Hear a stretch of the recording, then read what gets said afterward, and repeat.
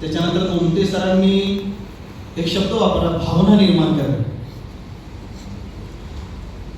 सामाजिक व्यवस्था परिवर्तनासाठी मूळनिवासी बहुजन समाजामध्ये परिवर्तनासाठी काम करण्याची भावना निर्माण करणे, हा शब्द खूप महत्वाचा होता त्याला. आणि कीर्तिकर सरांनी जे अनेक खूप पिन पॉइंटेड असे मुद्दे म्हटले, त्यातला पॉलिटिकल ट्रेनिंगचा मुद्दा त्यांनी सांगितलं सर, महत्वाचा तो मुद्दा होता. राजीव कांबळे सरांनी वित्तीय संस्था आणि व्यवसायाच्या बाबतीमध्ये जोर दिला, कारण आपण नॉन पॉलिटिकल रूट्सचा विचार करतो आणि त्या दिशेने आपलं थिंकिंग होतं, हे जास्त महत्वाचं आहे. किंवा मनोज सरांनी, सर तुम्हाला आज ऐकायला मिळालं, आम्हाला बरं वाटलं, कारण तुम्हाला तुमच्या ह्याच्यातून वेळ मिळत नव्हता आणि आज खूप चांगलं आणि नेमकी मांडणी केली सरांनी. सर खूप मोठ्या पोस्टवर आहे आणि आता इथून पुढे आपल्याला अधिक वेळ देतील, त्यासाठी त्यांची मांडणी आपण सगळ्यांनी ऐकली. म्हणजे जो उत्साह होता, पण त्या उत्साहाच्या सोबतीला जी या विषयाच्या अनुषंगाने जी मांडणी होती, त्याच्यामध्ये मिशनरी किंवा लोकांचा विश्वास किंवा संघटनात्मक जे सांगितलं ते खूप महत्वाचे मुद्दे होते, त्याची आपण चर्चा करूच. त्याच्यामध्ये शब्द आणि हा प्रश्न येतो आपल्याला समाज जीवनामध्ये, परंतु आज आपण त्या प्रश्नाचं उत्तर देण्यामध्ये पूर्णतः कॉन्फिडन्स आहोत. एका ठिकाणी आम्हालाही प्रश्न ते येतात आणि त्याच्यामध्ये जे संघटन व्यक्तीच्या नावानं ओळखलं जातं ते संघटनच नाही.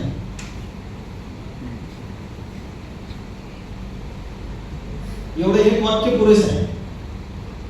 परवा आम्ही कुलगुरूंना बोलवलं होतं क्लस्टर कन्व्हेन्शन, कुलगुरू साहेब आले होते आणि त्यांची मांडणी झाल्यानंतर दुपारच्या वेळेमध्ये त्यांनी व्यक्तीचं नाव घेतलं आणि ते झाल्यानंतर पुन्हा आम्ही बसलो आणि त्यांना हे समजावून आम्ही चर्चा केली थोडीशी दुपारच्या चर्चा, त्यांना ते पटलं.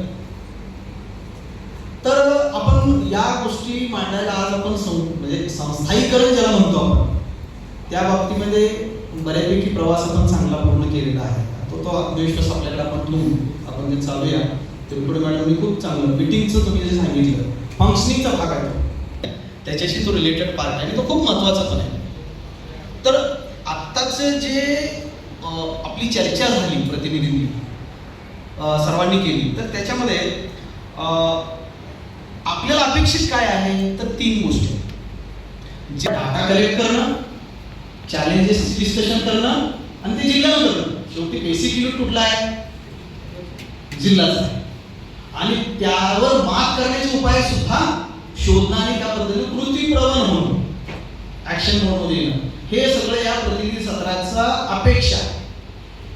आता पण हे करत असताना आपल्याला जे अपेक्षित आहे त्याच्यामध्ये पहिला मुद्दा आहे की आपल्याला समजा हे परिवर्तनाचा मुद्दा आहे, सामाजिक व्यवस्था परिवर्तन करायचं, कसं करणार हे जर करायचं असेल तर त्याच्यासाठी आपण संघटनेची निर्मिती केली, एक साधन आहे, टूल आहे.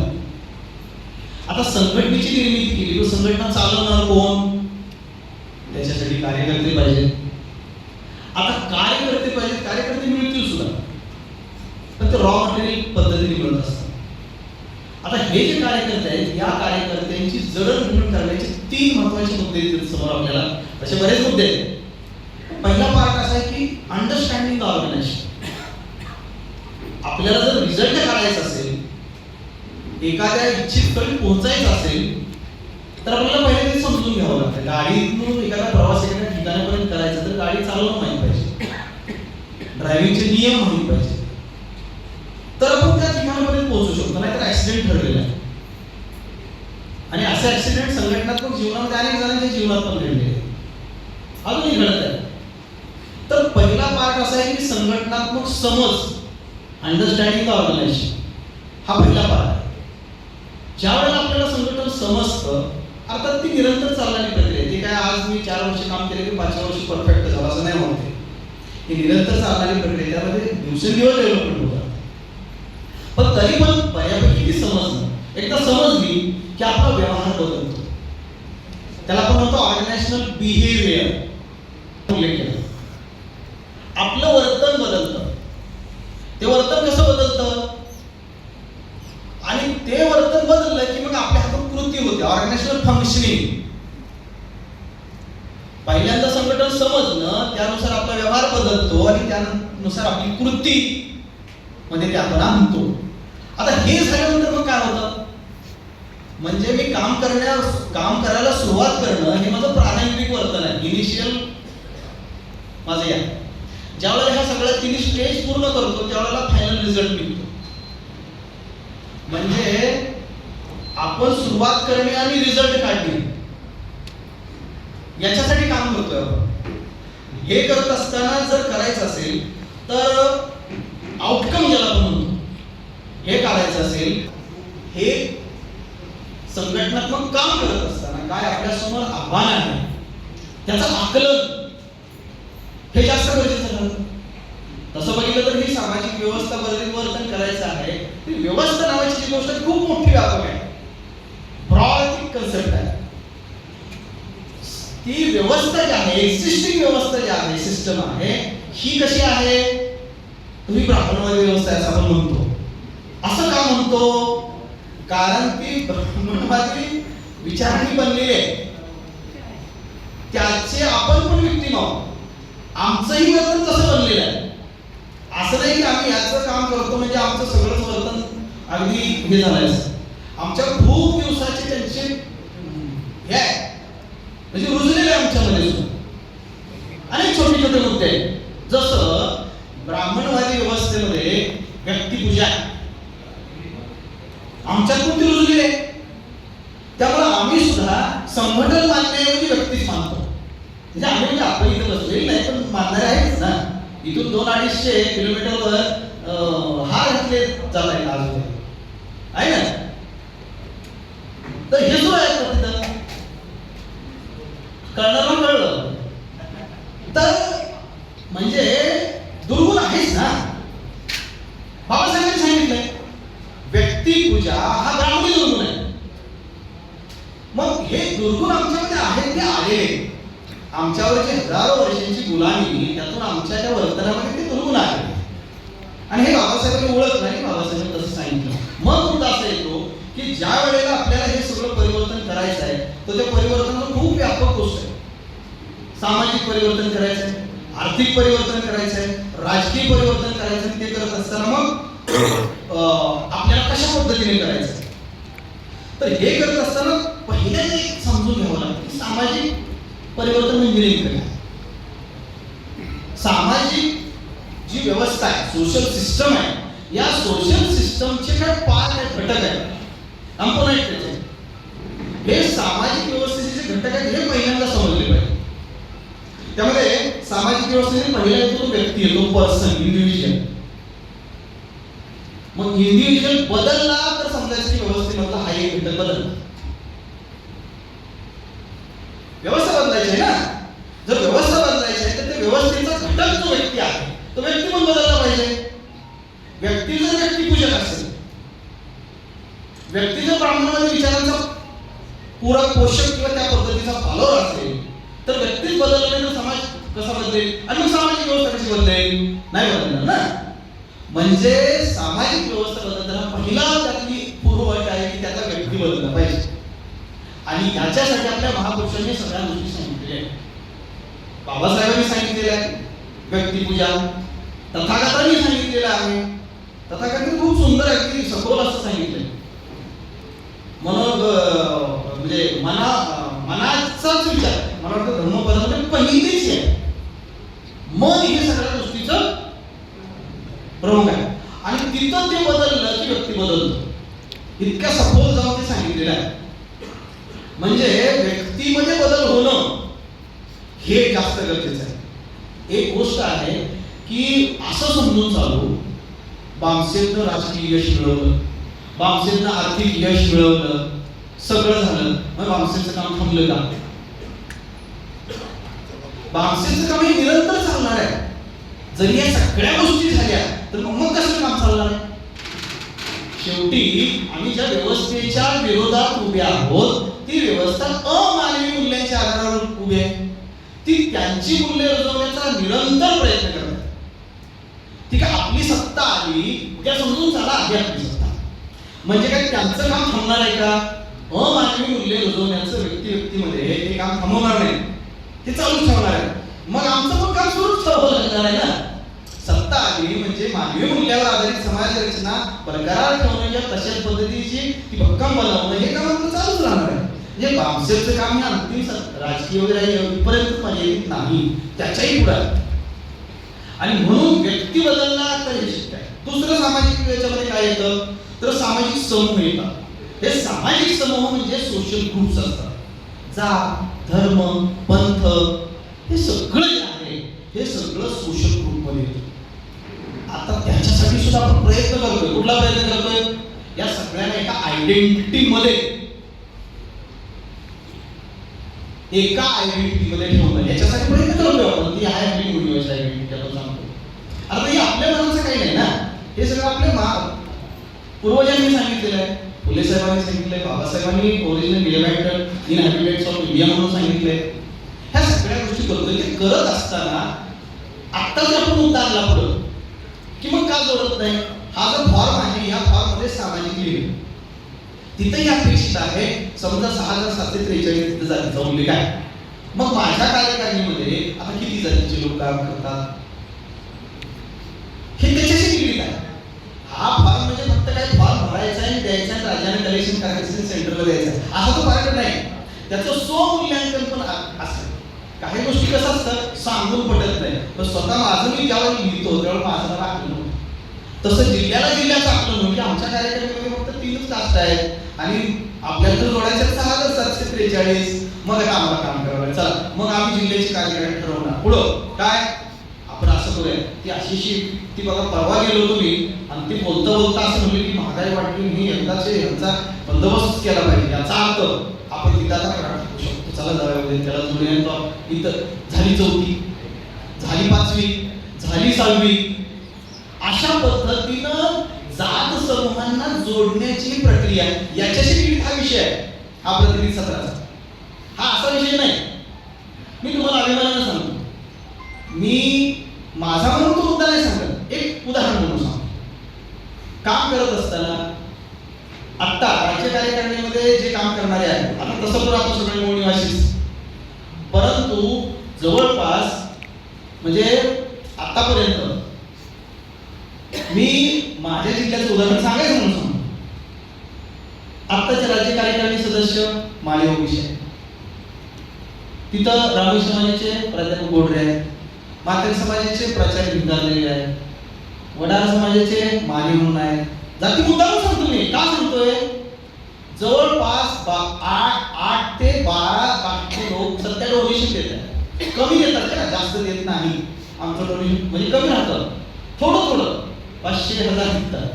परंतु इतक्या सगळ्या काष्टी लोक आता क्लस्टर कमिशनमध्ये सगळे काम करत होते, प्रत्येक जण काम करत होते.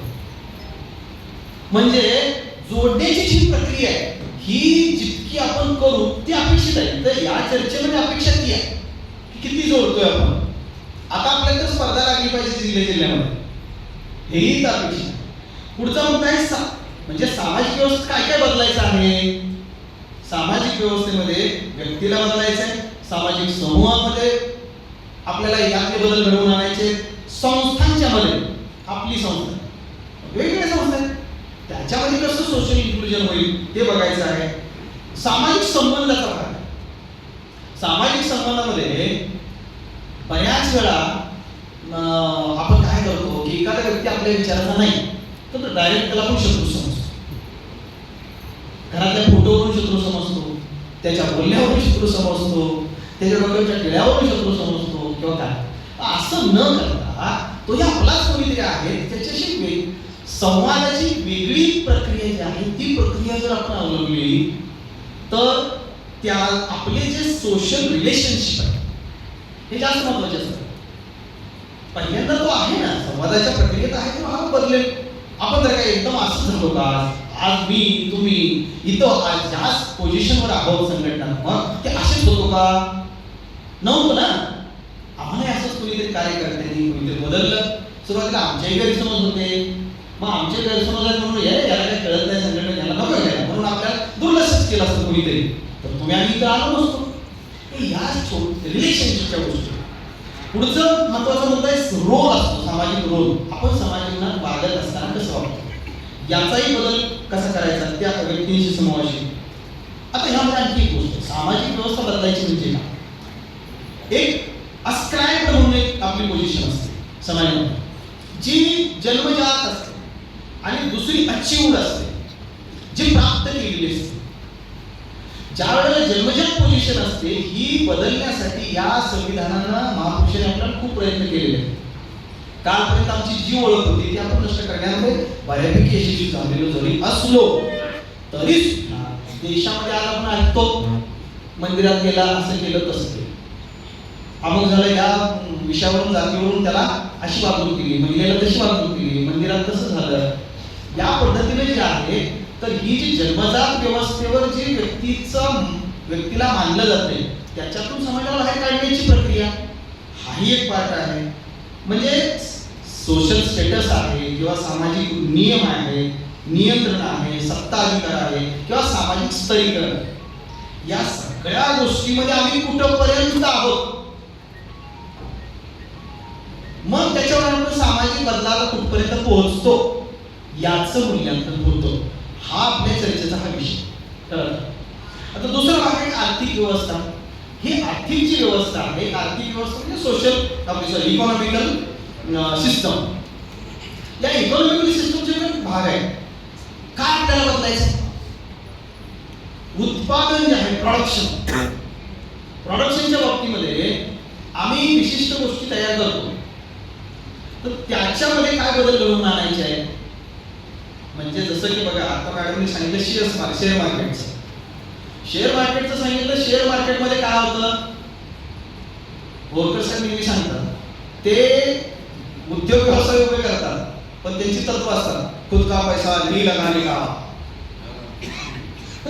लोक सांगतात आपल्याला, म्हणजे त्यांचं ठरलेलं आहे दुसऱ्याच्या पैशावर करायचं.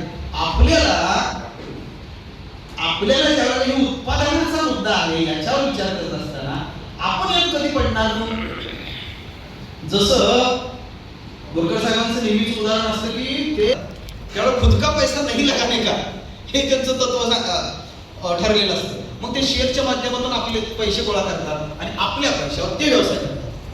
मग आपलं काय उत्पादनाचं आपण तसं नाही करू शकतो का? त्याच्या पातळीत आता मूळ मुद्दा असा, या पातळीत आपण कुठपर्यंत बदललेलो आहोत. जर आजूबाजूच्या दोन्ही बाजूला इमारतीकडे लक्ष दिलं, दुकानांच्याकडे लक्ष दिलं आणि आपण यात कुठं आहोत, मग आपल्याला कळतं की आपल्याला अजून काय काय करायचं आहे. याच्यासाठी काय आपल्याला प्रमोट करता येईल, कोणत्या क्लुप्त्या वापरता येतील. म्हणजे आर्थिक बदलामध्ये, व्यवस्थेच्या बदलामध्ये उत्पादनाचा मुद्दा आहे, उत्पादनाच्या साधनांचा आहे, जसं जमीन आहे, श्रम आहे, भांडवल आहे, यंत्र आहे, तंत्रज्ञान आहे, या सगळ्या गोष्टी आहेत. म्हणजे आपण काय काय ऍक्वायर, काही बघा, काही जण काय करतात, जमीन घेण्याचा मुद्दा असतो, जमिनीचं मोल आहे, आणि ज्या वेळेला एखादा प्रोजेक्ट कुठेतरी तयार होणार असतो 5 वर्ष अगोदर तिथल्या सगळ्या जमिनी गेलेल्या असतात, आपल्याला माहिती नसतं. नंतर सगळं झाल्यावर आपण त्याच्या 10 पट किंवा 20, 40, 50 पटीने तिथल्यावर जमिनी घ्यायला सुरुवात करतो, तोपर्यंत कोणीतरी घेतलेले असतात. ही जी सगळी उत्पादनाची साधनं आहेत ज्यातून उत्पादन मिळतं, मग ते केवळ कृषीचं उत्पादन नाही, अनेक पद्धतीचं उत्पादन मिळतं. याच्याबद्दल आपण काय करणार आहोत, या सगळ्या गोष्टी आहेत. श्रमाच्या बाबतीमध्ये, भांडवलाच्या बाबतीमध्ये, मालकीच्या बाबतीत, वितरणाच्या बाबतीमध्ये, विनिमयाच्या बाबतीमध्ये, उपभोगाच्या बाबतीमध्ये, किंवा बाजार व्यवस्थेच्या मार्केटिंगच्या बाबतीमध्ये, चलन वित्त व्यवस्थेच्या बाबतीत, किंवा आर्थिक संस्था, जसा कोणीतरी उल्लेख केला होता बँकांचा, आपण बँका वगैरे पतसंस्था किंवा आर्थिक ग्रुप आपण उभे केले पाहिजे. तर या अनुषंगानं आपण ही व्यवस्था आपल्याला बदलायची म्हणजे नेमकं काय करायचं, हे किती व्यापक कन्सेप्ट आहे बघा. केवळ बदलायचे असं म्हणणं नाही, यातल्या बारीक सगळ्या गोष्टीमधला बदलाचा मुद्दा आहे.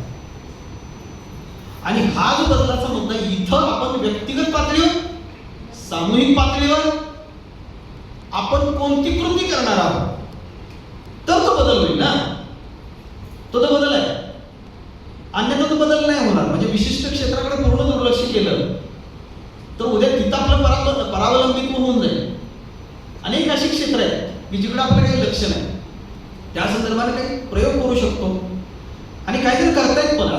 सगळेच करत नाहीत असं, तर जमीन आहे, अन्य काही गोष्टी आहेत की. तर अशा पद्धतीने आपल्याला ही आर्थिक व्यवस्था बदलायची आहे. पुढचा मुद्दा आहे राजकीय व्यवस्था. आता हा आपला मूळ मुद्दा आहे. राजकीय व्यवस्थेच्या बाबतीमध्ये हे सगळं बदलण्यासाठी सर्वात महत्वाचा मुद्दा आहे की ती राजकीय व्यवस्था बदलली पाहिजे. ही व्यवस्था बदलल्याशिवाय यातलं बरंच काय बदलू शकत नाही. आणि बदलण्याचा प्रयत्न केला तर त्याला आपल्याला पूर्णांशाने यश काय मिळणार नाही. आणि याच्यासाठी आपल्याला राजकीय व्यवस्था जर बदलायची असेल तर या राजकीय व्यवस्थेमध्ये नेमकं काय काय आहे, कोणते घटक आहेत? आपल्याला वाटतं की फक्त राजकीय पार्टी मत देणे आणि सत्तेमध्ये येईल असं नाही. ते त्याच्यामध्ये राज्य म्हणजे काय, शासन व्यवस्था काय असते, सत्ता काय असते, अधिकाराचा मुद्दा काय आहे, मताचा अधिकार असेल, राजकीय संस्था आहे ज्यामध्ये संसद आहे, विधिमंडळ आहे, कार्यपालिका, न्यायपालिका, निवडणूक आयोग, राजकीय पक्ष आहेत त्यांचे एजेंडे काय, आपला एजेंडा काय असला पाहिजे, नागरिक म्हणून आपली भूमिका काय असली पाहिजे. आजचा नागरिक काय, आजचा नागरिक ज्या पद्धतीचा आहे त्या पद्धतीमुळे आपण काय करतो, राजकीय विचार करत असताना म्हणतो आता ते सोपं राहिलेलं आहे, एवढे एवढे कोटी लागतात आणि एवढे एवढे लागतात. कशाला लागतात? कारण नागरिकच असा आहे की त्याला ते पाहिजे आणि सवय लावलेली आहे. म्हणजे नागरिकाच्या जर प्रोसेस केली आपण वेगळ्या पद्धतीने तर तो कशाला पैसा मागेल. म्हणजे आज आपल्याकडे अडचण काय, या वर्तमान राजकीय व्यवस्थेमध्ये हे करत असताना आपली नागरिकांच्या मध्ये वेगळी भावना निर्माण करणे, या बदल जो आहे तो आपल्याला अपेक्षित आहे. कायदा आणि संविधान आहे, राजकीय मूल्य बाबासाहेबांनी सांगितलं होतं, इशारा दिला होता की मला चिंता आहे की पुढे राजकीय पक्ष स्वतःची राजकीय विचारधारा आणि देश याच्या कशाला प्राधान्य देतील. जर त्यांनी स्वतःच्या राजकीय विचारधारेला प्राधान्य दिलं आणि देशाला गौण मानलं, बाबासाहेबांनी त्याच काळात चिंता व्यक्त केलेली आहे. आजची स्थिती काय की लोक देशाला प्राधान्य देण्यापेक्षा त्यांच्या राजकीय विचारधारेला प्राधान्य देत आहेत. फक्त आपलेच राजकीय विचारधारा फक्त देशाला प्राधान्य देणारे आहे. या अनुषंगानं लोकांच्या मध्ये निर्माण करणे, एक आत्मविश्वास निर्माण करणं. आणखी एक गोष्ट, राजकीय व्यवस्थेचा आणखी एक भाग आहे की जो दिसत नाही, तो आहे नोकरशाही आणि प्रशासकीय यंत्रणा. आपण काय म्हणतो, आपण म्हणतो की त्यांच्याकडे ही अशी व्यवस्था आहे, निवडणूक आयोग असा आहे, निवडणूक आयोग तसा आहे, ते लोक असे विकलेले आहेत, ते असे करतात तसे करतात. म्हणजे काय, तर ही नोकरशाही आणि जी प्रशासकीय यंत्रणा आहे या यंत्रणेमध्ये आपले कोण किती आणि कसे आहे यावर पण बरंच अवलंबून आहे. इथं जर आपले लोक नसतील आणि समाज कितीही चांगला असला तर ते काही करायला बसलेले आहेत, त्याला आपण चित्र बघतोय. त्यामुळं ही जी व्यवस्था आहे किंवा न्याय व्यवस्था आहे, दबाव, तर ह्याच्यामध्ये होतं काय, विचारधारेला पूरक न्याय, म्हणजे ही जी व्यवस्था आहे नोकरशाही आणि प्रशासकीय यंत्रणा विचारधारेला पूरक काम करते. सरकारी कार्यालयामध्ये सत्यनारायणाची पूजा आयोजित केली जाते. कशाला पूरक आहे, कार्यालय सरकारी, कर्मचारी संविधानानुसार पगार घेतो आणि आयोजित करतो पूजा. पूजा आयोजित करण्यानं लोकांच्या मताला अप्रत्यक्ष वेगळा प्रभाव निर्माण होतो. तो प्रभाव अप्रत्यक्षरित्या त्या विशिष्ट राजकीय पार्टीला फायद्याचा ठरतो. म्हणून राजकीय व्यवस्था समजून घेणे म्हणजे केवळ प्रचार नाही, ही सगळी त्याची अंग आहे. आणि मग यासाठी आपण एक दबावगट निर्माण केलेला आहे, तो आपला आहे. अर्थात हा दबावगट आपण करण्यामध्ये बऱ्यापैकी यशस्वी झालेला आहे. जसे संविधानिक जागृती निर्माण केल्यानंतर 2024चं इलेक्शन हे संविधानावरच सगळं चर्चेला गेलं, केवळ आपल्यामुळं. म्हणजे दबावगट म्हणून आपण एक भूमिका तर चांगली पाडली, पण ह्या बाकीच्याही घटकावर आपल्याला लक्ष देणं गरजेचं राहतं. आता सर्वात महत्त्वाचं म्हणजे हे सगळं करायचं आहे, पण आपल्याकडे आव्हान आहे. आता हे आव्हान आहे, आव्हानातून दिसतंय का, आता बऱ्याच जणांनी आपण चर्चा केली प्रतिनिधी. या आव्हानाला दूर कोण करणार, दूर करणारा तो आहे कार्यकर्ताच. उपाय कोण शोधणार, तो पण आहे कार्यकर्ताच.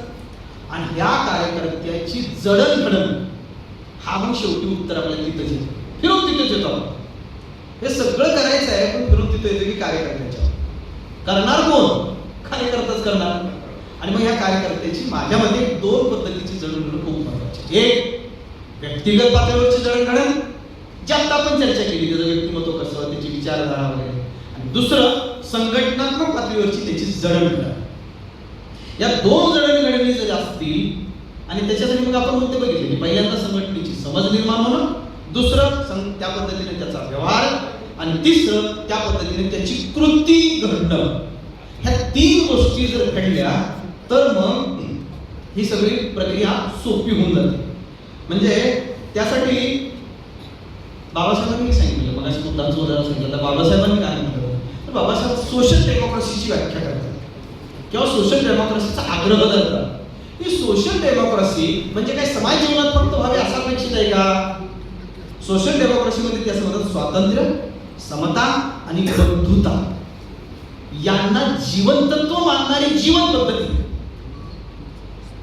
यांना जीवनतत्व मानणारी जीवन पद्धती म्हणजे सोशल डेमोक्रेसी. बरोबर? जर समजा यांना जीवनतत्व मानणारी ही जीवन पद्धती कुणाशी निगडीत आहे? जीवन पद्धती पुन्हा व्यक्तीशी निगडीत आहे. मग स्वातंत्र्य, समता आणि बंधुता.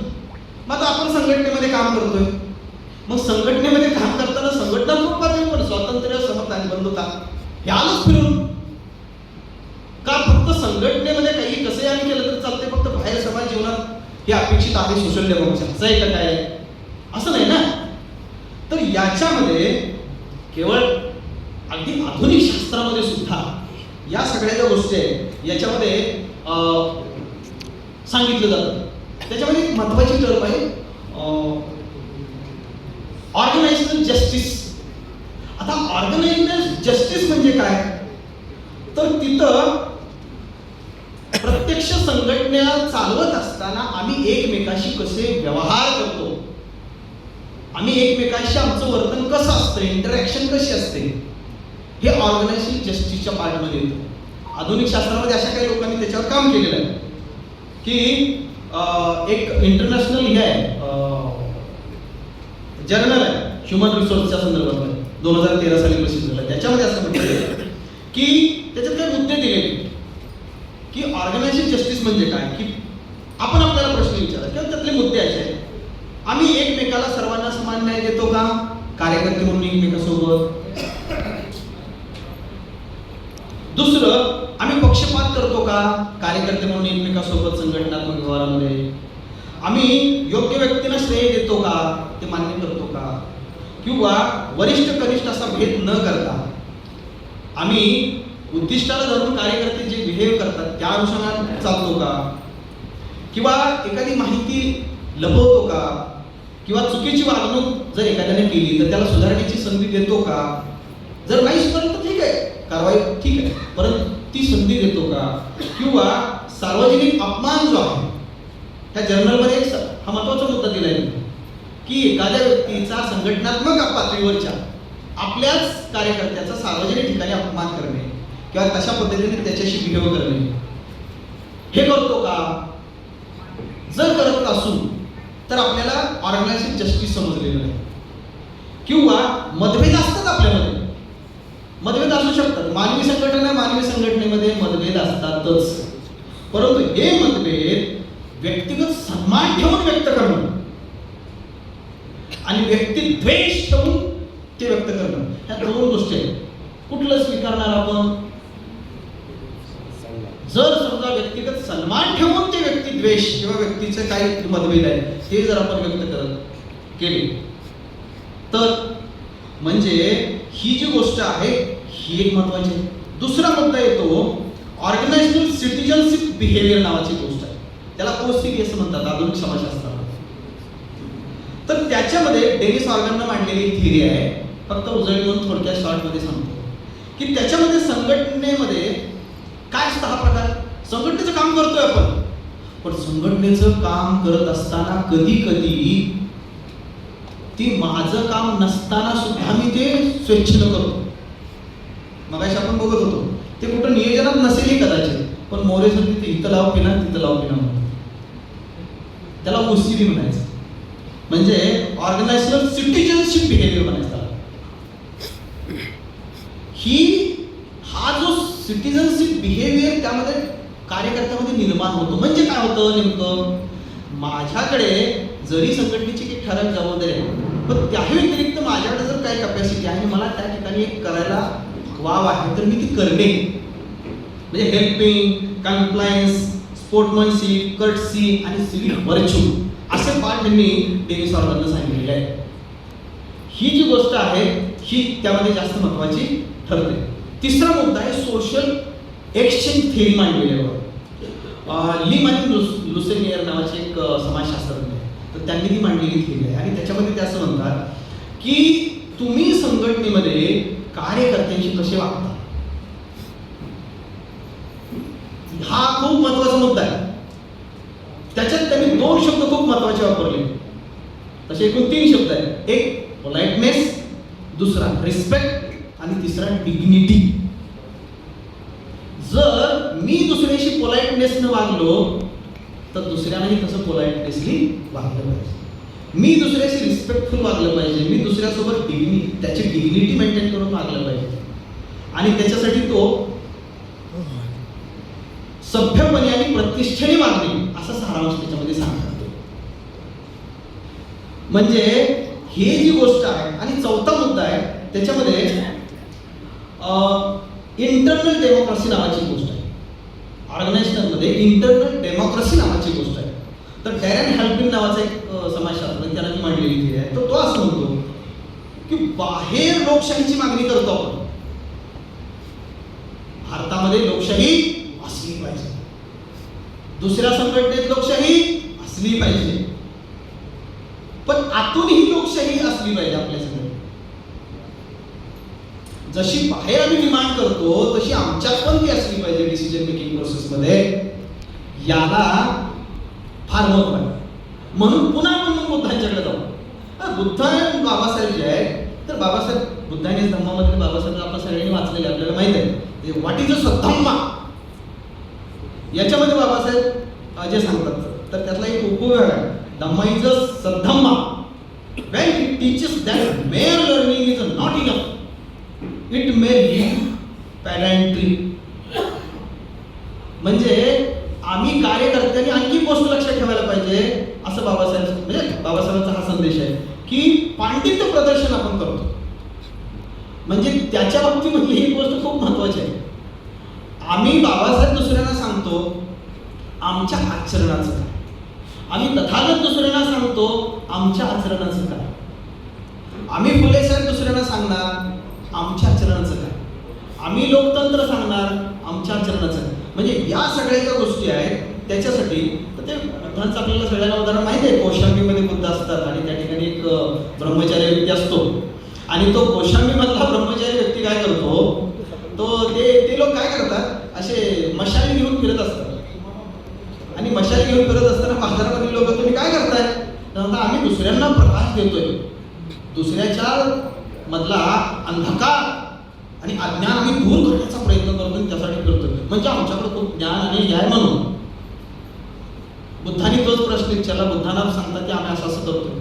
तेव्हा तथागत असं ते म्हणतात की तुम्ही इतकं सगळं विद्वान आहात, मग तुम्हाला खरंच साहित्याचे पण ज्ञान आहे, तुम्हाला शब्दविद्या पण माहीत आहे, तुम्हाला आकाशपिंड पण माहीत आहे, त्याचा मार्ग वगैरे रूट हे पण सगळं माहीत आहे का, किंवा जे सगळं शासन व्यवस्था, युद्ध कला हे सगळं विविध विषयाचं तुम्हाला ज्ञान आहे का. मग मात्र तिथं ते ब्रह्मचारी लोक हातातली मशाल टाकून देतात आणि मान्य करतात नाही आम्हाला हे सगळं ज्ञान नाही.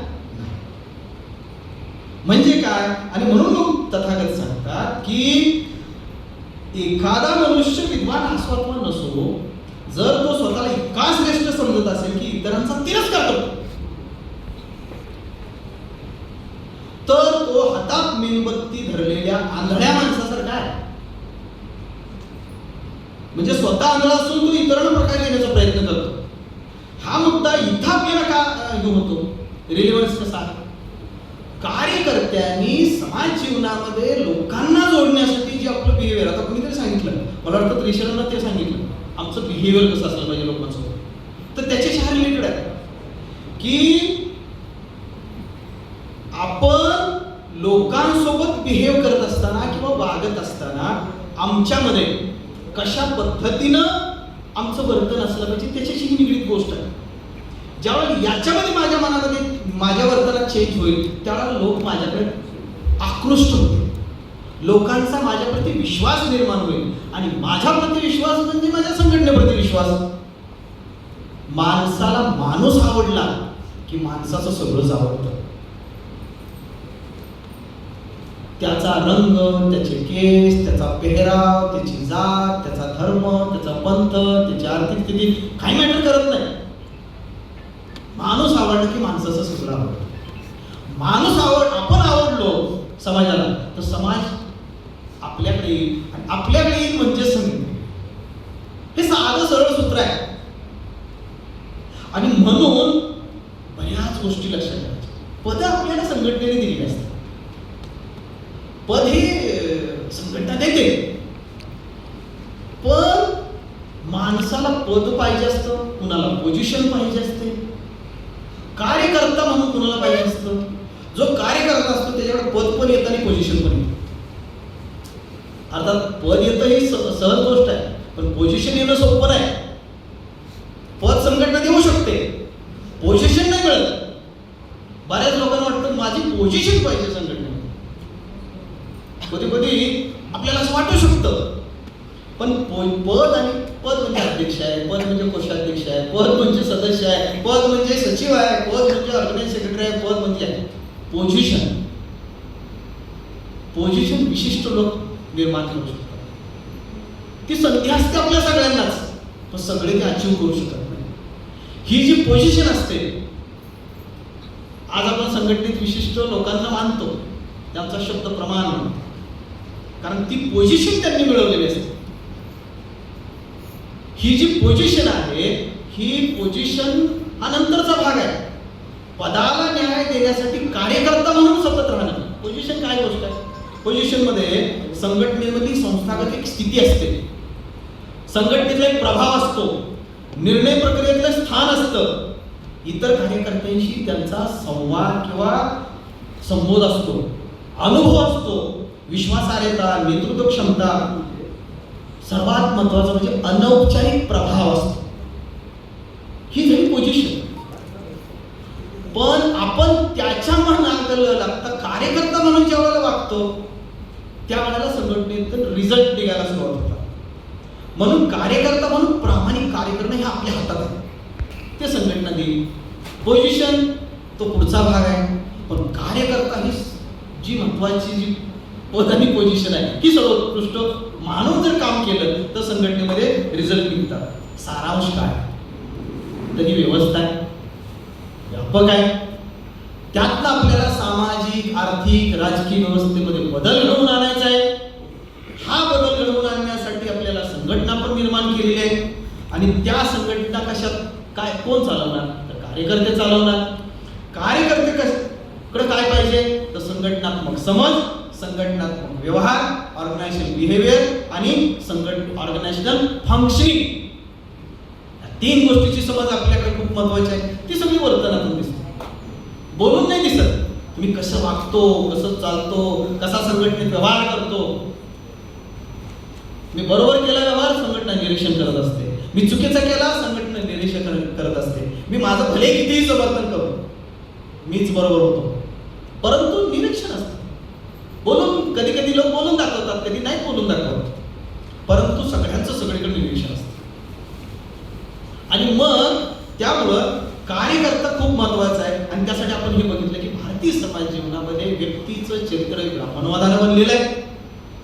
हे चरित्र तुमच्या आमच्यामध्ये पण त्यातले काही अंश असू शकतात, ते काढून टाकणं हे आपलं महत्वाचं काम ठरतं. आणि त्यासाठी आपण बदलणं, आपल्याबरोबर आपण बदललो तर काय हो, आपण बदललो तर मूळ निवासी बहुजन समाजापुढे आपण आदर्श म्हणून दिसू. एकदा ज्या वेळेला समाजापुढे आपण आदर्श म्हणून दिसू त्यावेळेला समाजाचा विश्वास आपल्यावर बसतो. एकदा विश्वास बसला की समाज आपल्याला स्वीकारतो आणि मग ह्युमन रिसोर्स आहे, संघटनेसाठी काय लागतं? दोन गोष्टी, एक ह्युमन रिसोर्सेस आणि दुसरं फायनान्शियल रिसोर्सेस. आमच्यातून अशा पद्धतीने ते उभे राहतात आणि ज्या वेळेला हे सगळं उभं राहतं त्यावेळेला मग आपण सामाजिक व्यवस्था परिवर्तनासाठीची ही अनेक क्षेत्र पादाक्रांत करू शकतो आणि त्यामध्ये परिवर्तन घडवून आणू शकतो. महत्वाचं म्हणजे आत्मविश्वास खूप महत्वाचा असतो. आजच्या वास्तविक समाज जीवनामध्ये निराशा समाजात दिसते. कुठेही गेलं तर लोक काय सांगतात, हे असं आहे तसं आहे. एखाद्या चांगल्या लोकाला व्यक्तीला जर वक्ता म्हणून जर बोलवलं तर तो उपाय सांगत नाही, काय सांगत नाही, तो सगळं ते मोजतो, सगळं निगेटिव्ह गोष्टी ज्या सगळ्या मोजून सांगतो आणि खाली बसतो जाऊन. म्हणजे निराशा, निराशावादी समाज हा नेहमी डिक्टेटरला जन्म देतो.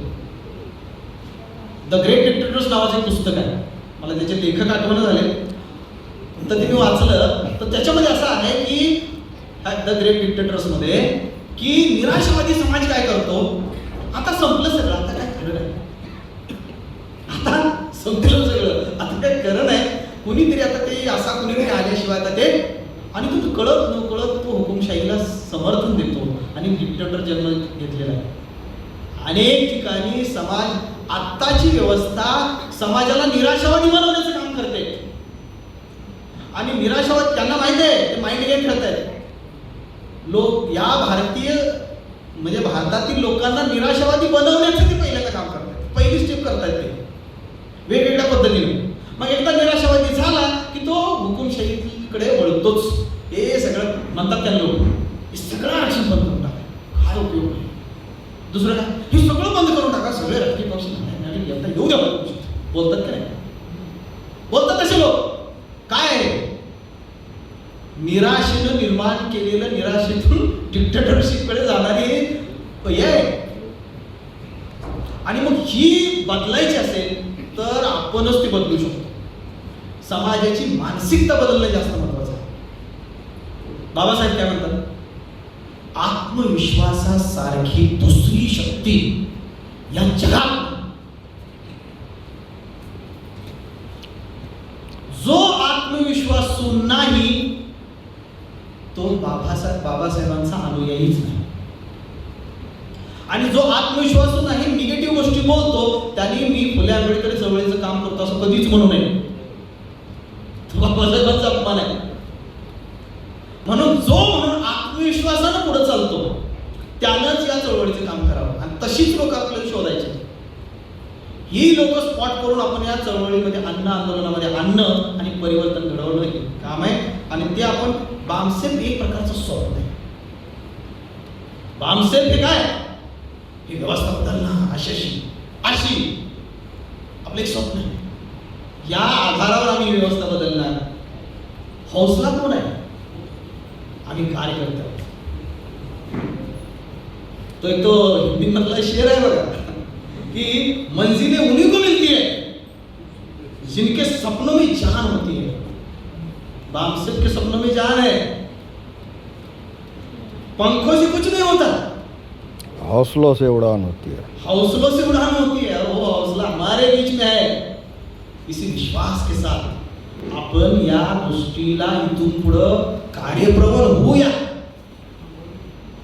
आणि तळापासून उच्च उद्दिष्टापर्यंत आपलं ध्येय गाठण्यासाठी आज निर्धार करूया. हेच या प्रतिनिधी सत्राचं उद्दिष्ट आहे. हे समजून घेऊन आपण ज्यावेळेला आता जिल्हा स्तरावर जाऊ त्यावेळेला जिल्ह्याच्या मीटिंग घेऊन या गोष्टी समजावून सांगून हे परफॉर्म असतील, याचे रिझल्ट असतील, पुढच्या अपेक्षा असतील, पुढचा प्लॅन असेल, हा ऑन पेपर पिन पॉइंटेड नेमकेपणानं व्यवस्थित तयार करावा ही यामागची अपेक्षा आहे, ती व्यक्त करतो. आणि जो संघटनेचा संदेश आहे तुमच्यापर्यंत हा मी पोहोचवला, त्या पद्धतीने आपण जाण्याचा सर्वांनी प्रयत्न करूया एवढं मी आवाहन करतो आणि थांबतो. धन्यवाद. जय हिंद, जय श्री.